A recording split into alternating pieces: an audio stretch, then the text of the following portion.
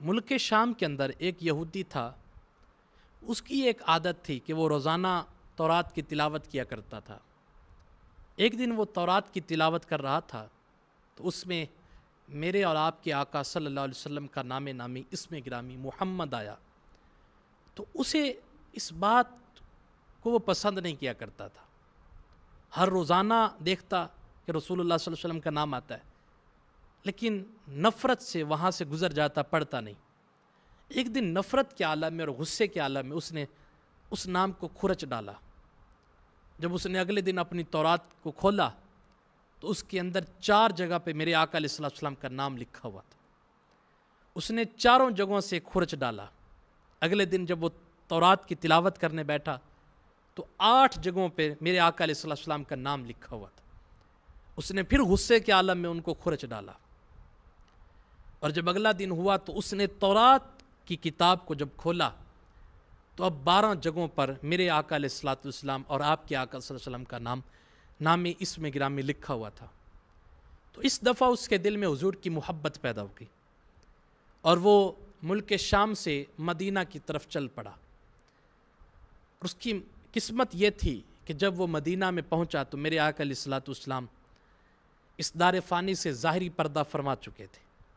حضرت مولا علی سے ملاقات ہوئی اور حضرت مولا علی رضی اللہ تعالی عنہ نے ان سے ملاقات کی، اور پھر ان کو حضور علیہ السلام کے روضے کے سامنے لے گئے، حضور کے مزار اقدس کے سامنے حاضری پیش کی۔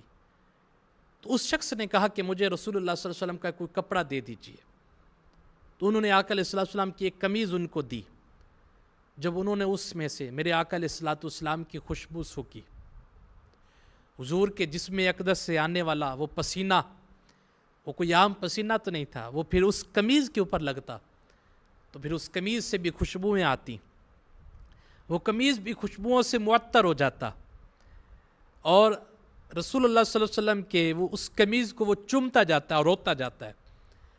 آنکھوں سے اشک بہہ رہے ہیں، آبشار کی طرح موتی برس رہے، اور حضور علیہ السلام کے روضے کے سامنے رو رہا ہے، اور اسی دوران اس شخص کا انتقال ہو جاتا ہے اور وہ کلمہ پڑھ کے اپنے رب سے مل جاتا ہے۔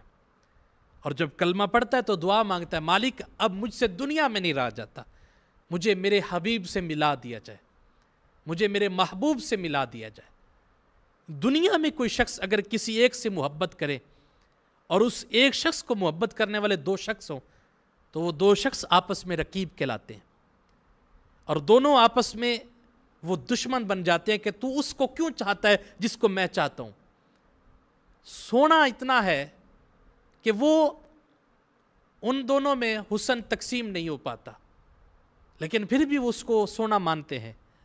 لیکن میرے آقا اور آپ کے آقا صلی اللہ علیہ وسلم کے جتنے بھی چاہنے والے ہوتے ہیں وہ آپس میں رقیب نہیں ہوتے، حبیب کہلاتے ہیں۔ تو عرض کی مالکہ مجھ سے اور نہیں رسول اللہ کی جدائی برداشت کی جاتی، مجھے بلا لیجئے۔ اسی وقت ان کا انتقال ہوا اور حضرت مولا علی رضی اللہ تعالی عنہ نے ان کو پھر غسل دیا اور پھر ان کو جنت البقیع میں دفن کر دیا۔ ہمیں سبق کیا ملا؟ ہمیں سبق یہ ملتا ہے کہ مٹتے ہیں مٹ جائیں گے اعداء تیرے، نہ مٹا ہے نہ مٹے گا کبھی چرچا تیرا۔ میرے رسول کا چرچا میرے رب نے بلند کیا ہے، اور کائنات ختم ہو سکتی ہے، میرے آقا کا چرچا ختم نہیں ہو سکتا۔ اور جب قیامت کا دن ہوگا اور قیامت کے دن بھی میرے رسول اللہ صلی اللہ علیہ وسلم کی عظمت دکھائی جائے۔